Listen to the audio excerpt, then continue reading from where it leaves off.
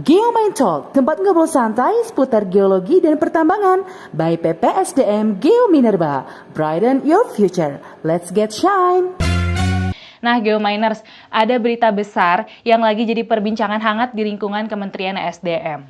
Pak Wamen ESDM baru aja menyampaikan kalau transisi energi kita itu magnet investasi yang luar biasa.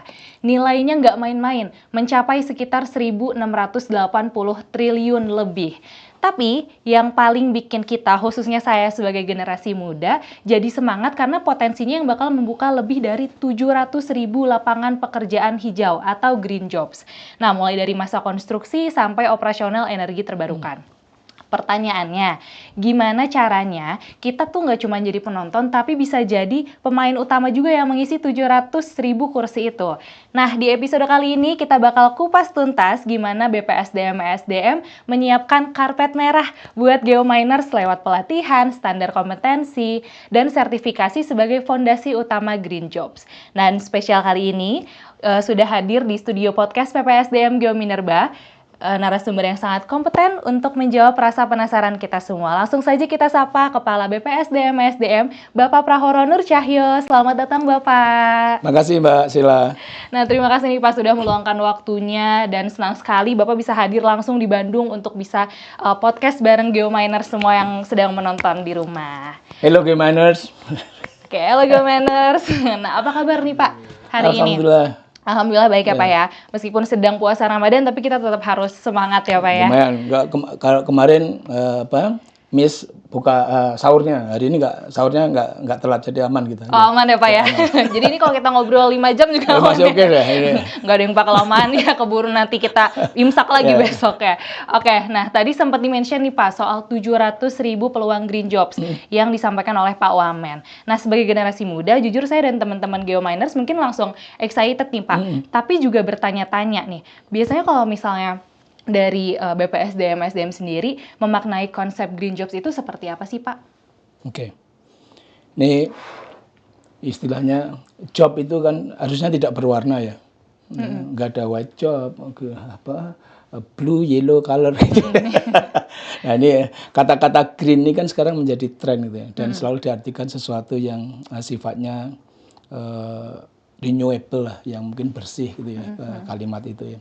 Tapi kalau kita melihatnya memaknainya green job ini lebih jauh dari itu gitu.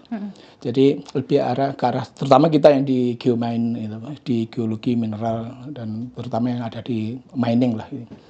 Ini bagaimana kita bisa mengartikan bahwa pekerjaan itu yang kita ciptakan itu sustain itu ya, bisa menjaga lingkungan. Jadi meskipun kita bekerja di sektornya sektor fosil, tapi itu tidak menutup peran kita dalam menjaga keberlanjutan ekosistem. Jadi lingkungannya bagaimana kita jaga, dan itu menjadi salah satu challenge kita.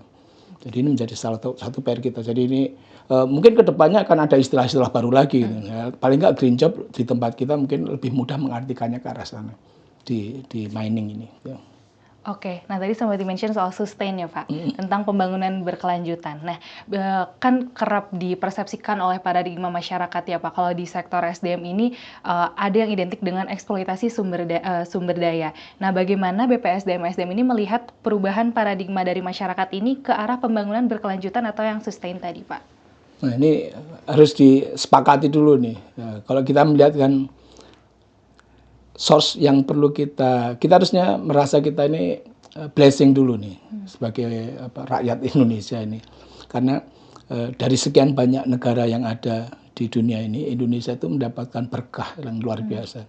Pertama, kalau kita lihat dari sisi lokasi saja, ini kita ini tidak mengenal 4 musim gitu ya, di mana ada yang kadang-kadang ada negara yang kena musim dingin yang sangat mencekam gitu ya, susah kali dia bisa bergerak 3 bulan dia nggak dapatkan matahari gitu.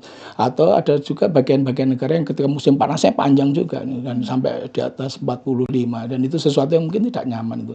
Dan Indonesia ini semuanya nikmat itu. Dari musim kita oke, dari lokasi kita oke, kemudian tanah yang ada di bawahnya juga abundant resourcesnya. kita bicara masalah oil, kita punya mineral, kita punya batu bara, kita punya source untuk renewable energy itu tidak terkira, kita punya geothermal yang mungkin hanya satu-satunya yang paling terbesar yang ada di dunia ini, ada di tempat kita punya laut, kita punya you name it, kita lot of things gitu. Nah, memanai tadi dalam bentuk bagaimana kita bisa ini akan bagaimana kita bisa memanfaatkan itu ya, bagaimana sustain yang tadi terjadi ini. Jadi bagi kita bisa memainkan balance yang kita punya. Di satu sisi kita punya fosil, di satu sisi kita punya renewable energy, di mana keduanya ini kita memerlukan itu ya. Jadi saat ini harus kita lihat adalah bagaimana ini bisa melengkapi satu dengan yang lain. Ketika isu-isu yang sekalian muncul masalah lingkungan, keberlanjutan, disitulah muncul bagaimana kita mempunyai yang kita bisa balancekan. Ya, artinya itu yang menjadi tidak semua negara punya itu. Okay. Nah, Indonesia itu punya itu. Jadi kalau saya lepas yang dari sini, saya akan ambil yang dari sini. Ketika saya lepas yang sana, saya ambil yang sebelah sini. Jadi ini sesuatu yang tidak semua negara punya dan Indonesia punya. Jadi untuk menjaga keberlanjutan energi, menjaga keberlanjutan ekosistem, kita bisa memerankan peran yang luar biasa. Oke, berarti kita sebagai masyarakat Indonesia harusnya blessing ya Pak ya, sangat-sangat banyak sumber daya alam yang dibandingkan dengan yang lainnya, kita is a lot of more option yang kita punya. Oke, berarti banyak banget peluang untuk green jobs di Indonesia ya Pak ya. Nah, ada nggak sih Pak peran strategis BPSDM SDM dalam menyiapkan SDM yang mampu mengisi kebutuhan si green jobs ini? Peran strategisnya apa nih Pak kalau dari BPSDM? Nah, kalau kita bicara green jobs, ini kita harus petakan dulu. Tadi makanya kita lihat nih. Green jobs seperti tadi kita diskusikan di awal, kan ini bagaimana kita bisa melihat peluang pekerjaan yang sifatnya nanti akan bisa sustain, itu menjaga ekosistem yang ada di tempat kita. Dan untuk itu kita perlu melihat lagi kira-kira apa saja sih yang ada di sektor kita gitu kan. Kan itu paling penting dulu, karena PR-nya kan menjadi begini, ada demand nggak? Kalau nggak ada demand ya supply-nya nanti akan kita hold dulu, tapi begitu ada demand kita akan siapkan supply-nya. Jadi kita sudah mengidentifikasi green jobs yang ada di tempat kita itu per hari ini ya, kita mungkin dari 3.764 job profiling yang ada di sektor kita, sektor energi dan sumber daya mineral, itu ada sekitar 1.911-nya itu di green. It's a lot. It's a lot. Dan ini artinya apa? Ini peluang bagi kita, terutama para geominers ini, untuk melihat apa saja yang harus disiapkan itu. Nah, tentunya ketika kita akan bermain di geologi mineral dan batu bara, tentu yang akan kita lihat juga bahwa teknologi yang ada di sini ini memerlukan complexity. Jadi ini tidak bisa dengan satu single knowledge, ini akan kompleks itu.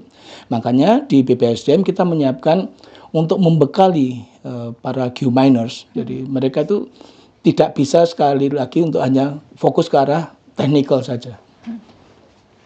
If you go to technical only, your competitiveness menjadi less gitu.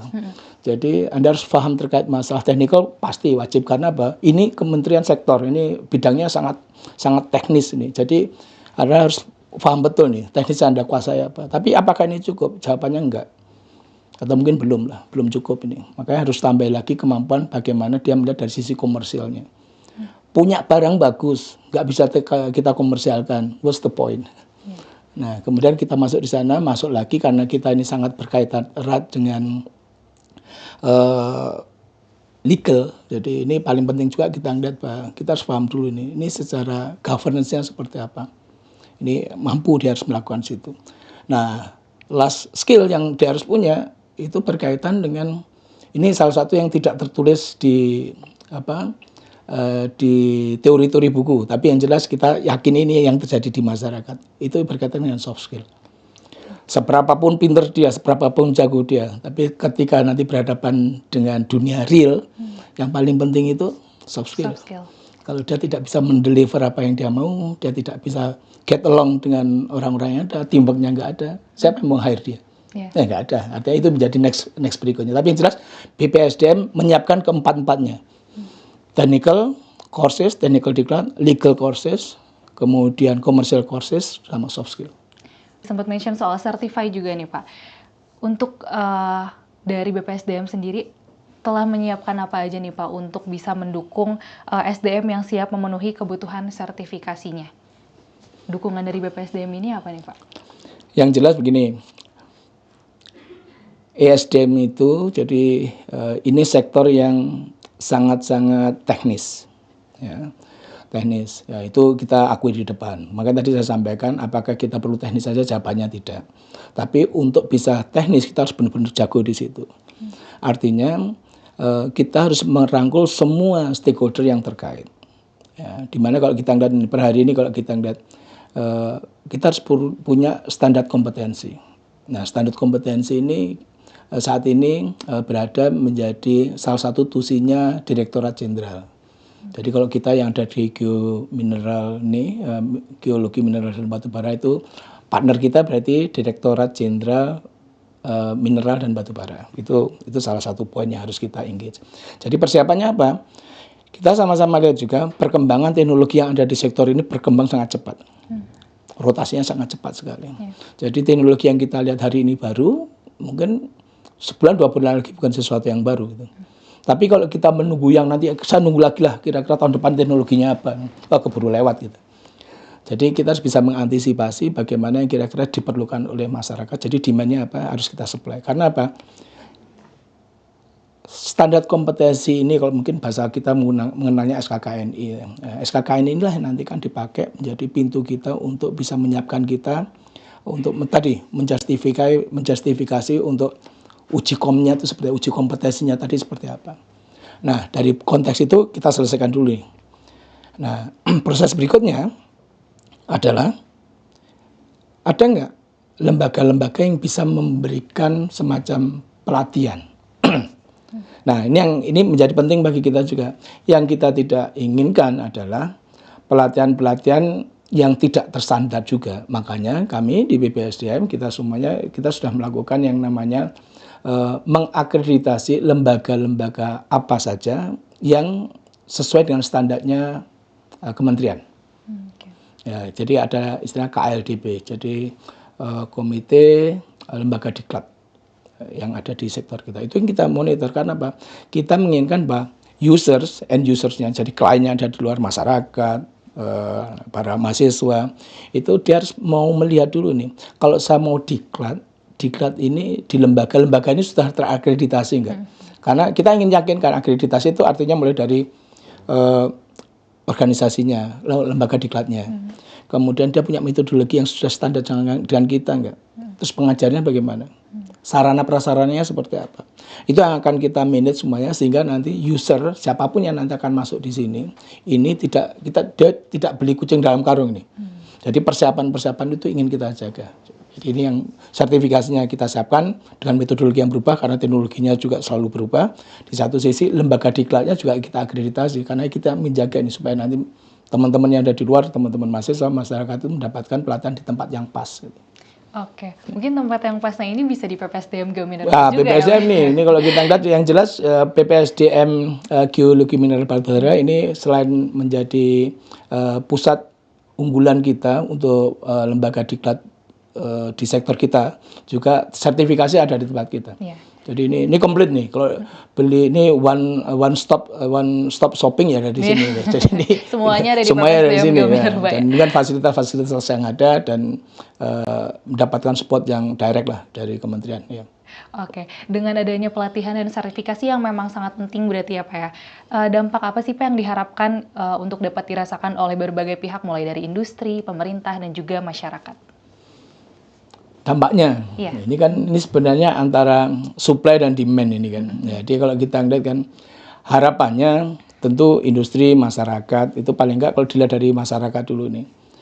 Beda antara orang yang punya knowledge dengan orang yang tidak punya knowledge gitu. Jadi ketika kita diskusi dengan orang yang punya knowledge paling enggak dia bisa memikirkan opsi-opsi yang lain apa yang harus dilakukan. Jadi harapannya apa? Ketika orang tersertifikasi, potensi dia jauh lebih gede dibandingkan teman-teman yang tidak tersertifikasi. Itu it goes without saying lah. Memang itu yang menjadi PR yang harus menjadi tempat kita. Karena nanti akan lihat kita, challenge-nya ada di mana. Ini salah satu menjadi challenge di tempat kita.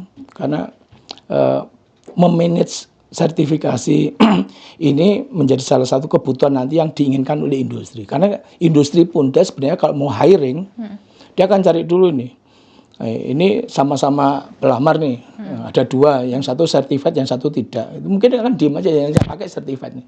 Nah, mungkin harapan kita juga untuk industri yang ada di sektor ini mencoba untuk mengupgrade juga perusahaannya dari sisi skala penerimaan, rekrutmen. Karena apa? Salah satu bentuk kegagalan dari sebuah produksi atau industri dalam melakukan kegiatan operasinya itu ketika terjadi kecelakaan, kebakaran, tanah longsor, proses-proses yang seharusnya operasinya bisa berjalan dengan mulus, kemudian terjadi ledakan itu. Karena sebenarnya bukan masalah SOP-nya itu, permasalahan bisa jadi karena orang yang melakukannya. Jadi ini kan kadang-kadang, apalagi kalau kita challenge selalu akan muncul, terutama di daerah-daerah ya, ketika kita tidak bisa atau tidak memberikan informasi yang penuh kepada calon-calon pekerja kita, tentu tanggung jawab ada di perusahaan gitu. Ingin meyakinkan bahwa kegiatan operasinya selamat itu. Jadi masalah K3 ini atau ini yang health safety environment ini penting bagi kita, keselamatan kerja ini. Ini menjadi salah satu nih habit yang ada di tempat itu. Dan ini dari pihak perusahaan tentu akan mendapat keuntungan yang lebih itu. Dari masyarakat juga melihat itu tadi, artinya ketika saya mengincrease knowledge saya dengan manajemen yang dia punya, artinya kesempatan juga bekerja kan bisa di mana saja. Ini yang mungkin perlu menjadi ekspektasi mereka. Oke, jadi sangat kompleks juga ya Pak ya dari berbagai pihaknya ya. Nah, tadi sempat Bapak mention di awal ada profiling job di sektor minerba itu untuk green jobs ada 1911. Nah, berarti menurut Bapak untuk generasi muda nih Pak khususnya, apakah banyak peluang kerja baru untuk generasi muda di green jobs ini? Kalau ngelihatnya begini nih, sebenarnya green job mungkin salah satu dari sekian perubahan yang ada. Karena kita lihat juga dengan adanya digitalisasi, AI, ini sebenarnya juga mengubur beberapa jenis pekerjaan yang ada. Jadi dengan adanya AI, dengan adanya digitalisasi sebenarnya sudah meng-create another opportunity for the job gitu ya. Nah, ditambah lagi sekarang muncul green job yang tadi. Jadi demand-nya akan semakin nambah. Makanya tadi kalau kita lihat perlu pemahaman yang sama dari teman-teman semua, terutama di para geominers ya yang melihat potensi ini. Jadi tidak bisa tidak, jadi ini artinya harus gitu ya. Harus mempunyai kekuatan yang kompleks. Jadi kalau dulu kita hanya punya knowledge itu satu cukup, you cannot do it this one at this particular moment. Jadi bahkan kalau kita lihat kita harus paham terkait masalah kalau dulu orang mungkin tidak terlalu melihat ya seberapa pentingnya Microsoft Office gitu ya. Sekarang Microsoft Office itu part dari your life itu. Jadi kalau sampai nggak bisa ngikut itu lewat. Dan ini balik lagi, AI pun sekarang sudah mulai masuk juga. Artinya kalau kita bekerja tidak menggunakan AI per hari ini, saya encourage menggunakan AI. Itu paling enggak sebagai pintu awal kita untuk kita bisa berdiskusi. Plus yang paling penting lagi, soft skill terkait masalah komunikasi. Kunci dari semua pekerjaan ini komunikasi. Punya ide bagus tidak terkomunikasikan is useless. Punya pekerjaan yang indah tapi kita tidak mampu menjaga ini semuanya nggak akan jalan. Pinternya minta ampun tapi tidak bisa berkoordinasi dengan teman yang lain is useless tuh. Jadi ini yang mungkin perlu menjadi perhatian berikutnya karena itu tadi persiapan-persiapan ke sana is mandatory untuk menuju itu ya. Oke, nah karena sekarang juga berkembang pesat ya teknologi digital dan e-learningnya nih ya Pak. Nah bagaimana sih Pak strategi BPSDM dalam memanfaatkan teknologi digital ini mulai dari yang tadi AI, terus ada big data, ada Internet of Things lah yang sekarang semakin berkembang. Ini gelombang digitalisasi, kemudian gelombang AI itu datang dan tidak perlu minta izin gitu. Jadi artinya apa? Ini keniscayaan dan ini berdampak ke kami di BPSDM. Jadi kalau kita masih menggunakan old ways, jadi konvensional dengan cara-cara yang ada, itu selain time consuming juga dari sisi pelaksananya tidak efisien. Makanya kita sudah mulai mungkin 2-3 tahun terakhir ya kita menggunakan online OSL kita. Jadi studinya kita pakai OSL. Jadi learningnya, jadi bagaimana kita bisa mengubah diklat-diklat yang dulu konvensional ini menjadi OSL. Jadi kita bisa belajar kapan saja, di mana saja, sehingga tidak lagi tergantung dari waktu. Jadi ini paling penting bagi kita, karena seringkali kalau dulu alasannya, Pak saya nggak bisa ikut pelatihan Pak, karena saya lagi ada tugas. Oke. Pak saya lagi ada ini, jadi ada alasannya. Jadi ini sebenarnya dampaknya apa? Dua ini dampaknya. Pertama, perubahan dari kurikulum tadi menuntut kita, terutama yang di lembaga diklat sendiri, juga aktif. Juga mempunyai pendekatan-pendekatan baru. Kenapa? Karena lawan kita itu YouTube. Karena semua informasi itu ada di sana. Jadi kalau informasi yang kita sampaikan itu sifatnya juga datar-datar saja atau tidak ada sesuatu yang baru, itu kalah dengan YouTube yang sekarang sudah ngeluarin apa saja gitu. Jadi harus ada uniqueness. Nah itu PPSDM Geominerba sudah mempunyai itu. Gitu. Nah poin penting berikutnya, ini akan merubah culture. Culture-nya apa? Untuk meningkatkan kompetensi itu adalah tanggung jawab individu. Jadi diberi kesempatan Anda untuk belajar, saya kasihkan semua rak bukunya. Ini kalau pengen belajar teknikal dari sini, pengen belajar komersial dari sini, pengen belajar legal dari sini, ada di sana semuanya. Tinggal Anda klik with your hand. Kalau dulu orang ingin belajar, itu paling orang tuanya yang marah-marah kan. Cepat belajar, ini mau ambil ini kayak gini. Sekarang it's up to you. Karena apa? Kalau Anda nggak mau invest hari ini, jangan berharap nanti bulan-bulan depan atau tahun-tahun depan Anda akan panen. It's impossible gitu. Karena apa? Ini bagian dari investasi. Demikian juga, ini tidak berlaku hanya untuk para pelajar. Di pegawai pun akan melakukan hal yang sama. Karir yang menentukan itu siapa? Anda sendiri. Untuk bisa menunjukkan Anda competitiveness yang lebih ketika Anda mengupgrade diri Anda sendiri. Melalui apa? Ya, salah satunya diklat. Salah satunya dari sekian banyak.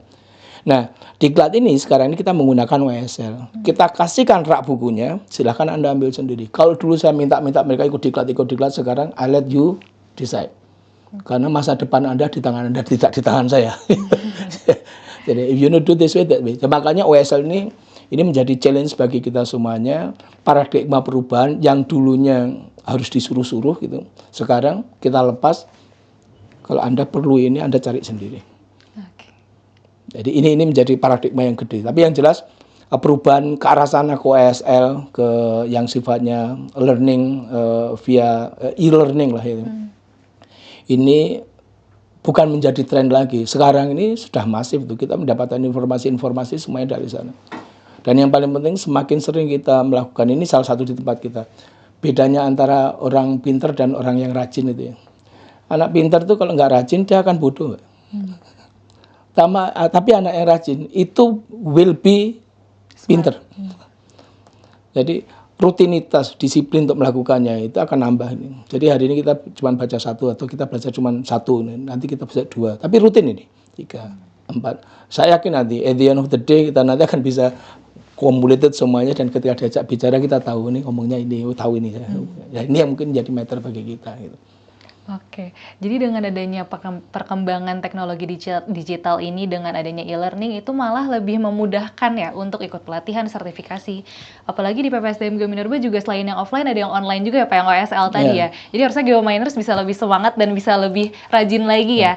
Yang tadi lihat ini ya, websitenya PPSDM Geominerba lah. Ya, bisa lihat websitenya Geominers ya. Di situ karena banyak juga informasinya ya Pak ya. Tuh. Nah Pak, berarti dengan sekarang nih, ada nggak sih Pak tantangan utama dari BPSDM untuk menyiapkan SDM Green Jobs ini nih? Tantangan utamanya apa Pak? Ini harus pelan-pelan ini, kalau bicara masalah ini. Jadi kita harus melihat dulu nih, pertanyaan tadi, kita punya bahannya nggak? Itu dulu. Seperti tadi kita lihat, Indonesia itu is blessed. Karena apa? Hampir semuanya kita punya. Jadi ini semuanya udah punya. Nah, berikutnya kalau kita udah punya barangnya, kita lihat dulu nih komposisi orangnya di tempat kita. Jadi kalau kita lihat gambarnya seperti ini. Jumlah penduduk Indonesia itu sekitar 287 juta. Total semuanya. Yang usia produktif bekerja, jadi usia produktif itu antara 15 tahun ke atas nih, sampai mungkin sekitar 65 ya di usia-usia yang produktif itu. itu jumlahnya 152 juta. Oke. Ya. Yang belum dapatkan pekerjaan itu sekitar 8 juta. Jadi yang bekerja 147 juta. Nah, komposisinya begini nih. Dari 142 juta, 80 juta itu lulusan SMP ke bawah. Oke. Tambah lagi 40 juta itu lulusan SMA atau SMK. Berarti sudah 120 nih. Ya, berarti tinggal sisanya kan? Iya, sisanya. Ya, sisanya ini para diploma, jadi D1, D2, D3 itu sekitar 4,5, sisanya S1 ke atas. Nah, jadi udah balik lagi ya. Ya. Bahannya segitu. Yang tadi abundantnya tadi, geothermal kita punya, laut kita gede, mau apa? Angin kita banyak. Ya. Kemudian fosil oil and gas kita punya, mineral kita punya, geologinya kita apa? Kita masih banyak, masih belum kita otak-atik, jadi masih ada potensi yang gede. SDM-nya kayak tadi. Nah, ini challenge. Challenge di SDM-nya apa ya? SDM-nya. Jadi begini kalau kita ngeliat.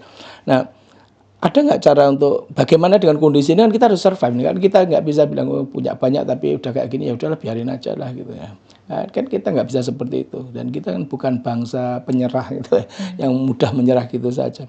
Dan yang perlu kita antisipasi apa? What next? Saya punya ini apa yang harus dilakukan? Makanya kalau kita menggunakan cara-cara yang konvensional untuk pengembangan kompetensi ini, cara konvensional untuk kompetensi itu apa? Menyekolahkan kan. Dibikinlah sekolah sebanyak-banyaknya, itu kan salah satu bentuk konvensional yang kita pakai. Bagus nggak itu? Oh, bagus, artinya apa? Tidak ada bentuk pengembangan kompetensi itu yang sia-sia. Ini investasi jangka panjang.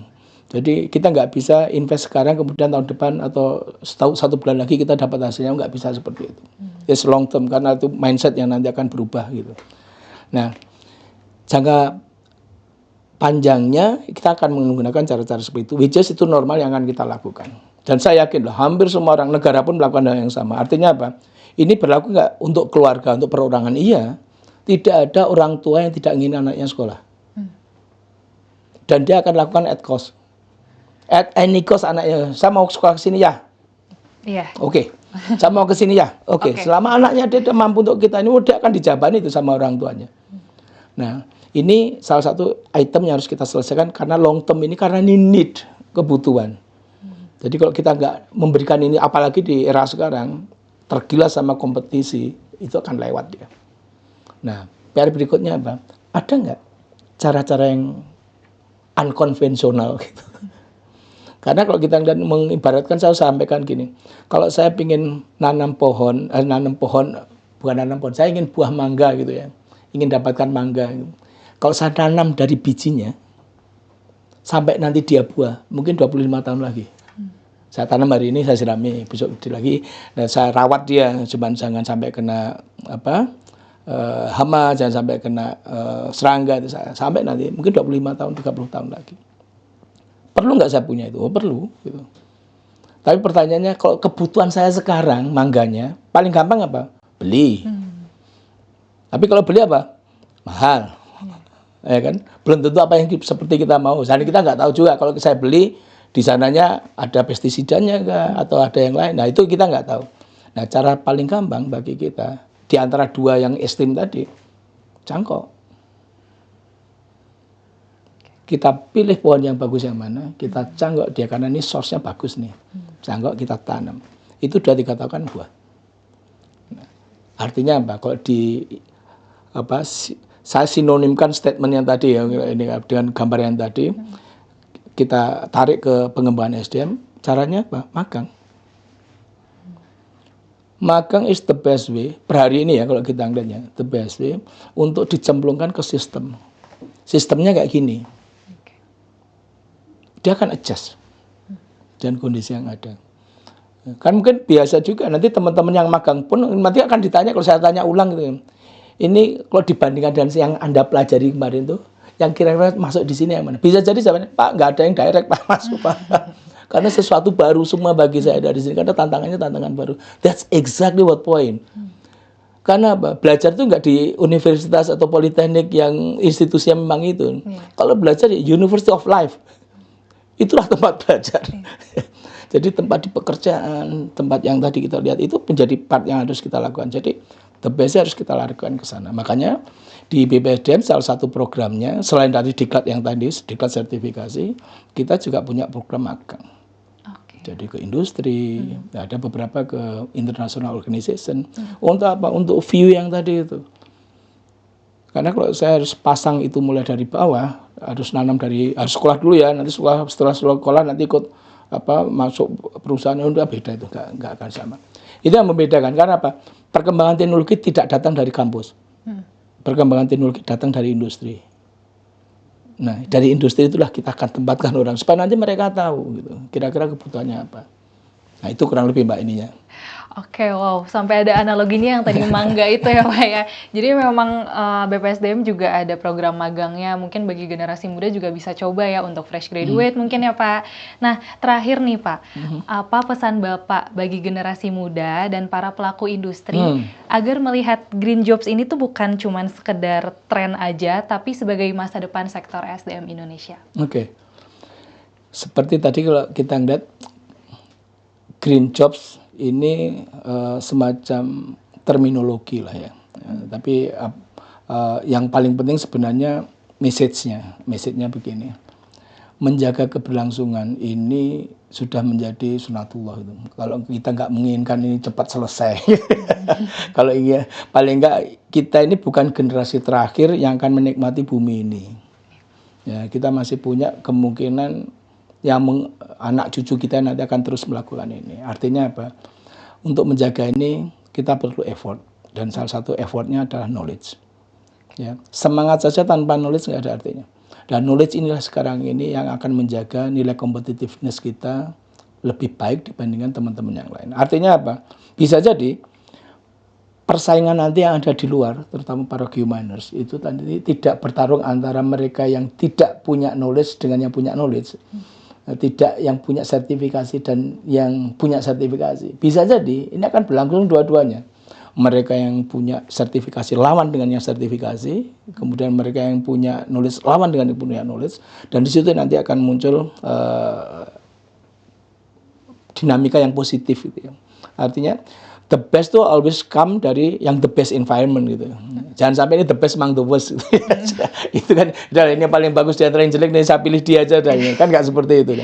Ya, artinya ketika semuanya increase, knowledge kita semakin tambah, at least minimum punya standar ya. Udah siapapun yang dipilih ini nanti bisa ngerjain kok ini.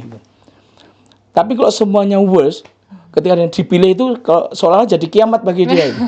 Aduh, saya nggak punya kompetensi ini, mau saya ngerjain ini, wah mati saya nanti gitu. Nah, ini yang leverage itu harus punya. Jadi ada need hampir di semua institusi untuk hiring yang the best.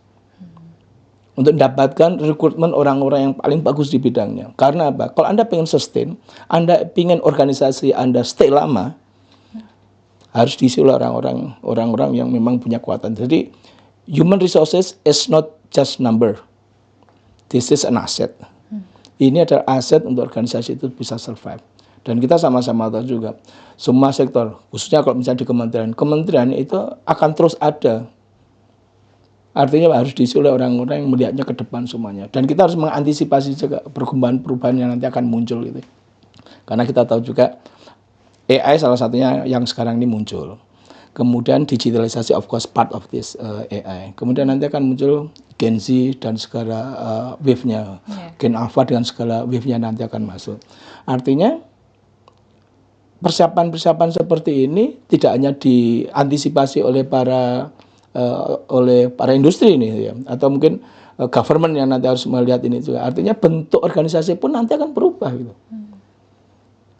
Kalau dengan adanya sekarang ini supaya nanti kita bisa melihat juga dinamika yang ada. Makanya isu-isu nanti akan muncul, dan ini bagaimana kita mengatasinya tentunya dengan salah satu yang kompetensi. Apalagi kalau kita lihat, saya selalu melihat ini challenge dan ini mimpi besar kita, terutama dengan kondisi yang saat ini ada. Apa itu? Bonus demografi. Kita ini usia produktif kita lebih besar daripada usia yang non produktif. Ini akan gitu. Sekarang mungkin 52,48 ya. Mungkin kalau coba dicek di statistiknya. Kalau ini grow, kemudian kita tidak bisa memanfaatkan ini, yang seharusnya berkah itu akan bisa jadi musibah bagi kita kalau kita tidak bisa memanfaatkan ini. Artinya apa? Itu tadi.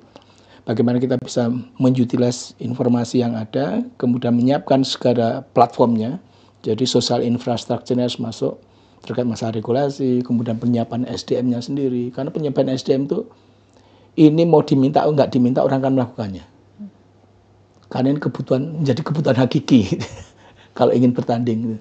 Dan ini saya berharapkan geominers untuk tidak lelah untuk selalu ingin mencari sesuatu yang baru gitu ya. Karena ini penting bagi kita, perkembangan atau persaingan ke depan tidak tambah sedikit, tidak tambah ringan, tapi akan menjadi tough. Dan untuk itu kami salah satunya yang memang fokusnya di pengembangan kompetensi SDM, menyiapkan semua toolsnya, jadi is up to everyone, every geominers untuk apakah memanfaatkan ini atau hanya menjadi pass through aja, dan saya lewatin aja. Tapi yang jelas itu tadi, this gonna be good challenge for everyone.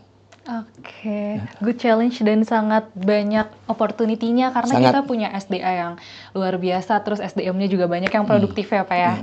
Wow, luar biasa sekali obrolan kita hari ini ya Geominers. Dari diskusi tadi bersama Pak Prahoro kita jadi tahu nih kalau green jobs itu bukan sekedar tren global, tapi masa depan yang sudah ada di depan mata ya Pak ya. Nah tentunya untuk bisa mendapatkan peluang green jobs ini butuh SDM yang kompeten. Nah PPSDM Geominerba sebagai satu-satunya lembaga pemerintah untuk pengembangan kompetensi SDM di sektor geologi dan juga pertambangan. Bisa jadi solusi utama bagi kalian geominers yang ingin memastikan keahliannya diakui secara nasional maupun internasional. Jadi, buat geominers yang ingin punya peluang green jobs di sektor SDM, pastikan kalian mengambil langkah pertama yang tepat dengan mengikuti pelatihan dan sertifikasi langsung di PPSDM Geominerba. Terima kasih banyak sekali lagi kepada Pak Prahoro, Kepala BPSDM SDM atas ilmu dan inspirasinya hari ini. Very insightful, terutama buat saya juga jadi tahu. Dan semoga Bapak sehat selalu ya Pak ya. Amin. Thank you for watching Geominers. Jangan lupa like, comment, dan subscribe channel YouTube PPSDM Geominerba, dan juga bisa follow semua media sosial Geominerba. See you di episode selanjutnya. Thank you. Thank you. Geomain Talk, tempat ngobrol santai seputar geologi dan pertambangan by PPSDM Geominerba. Brighten your future. Let's get shine.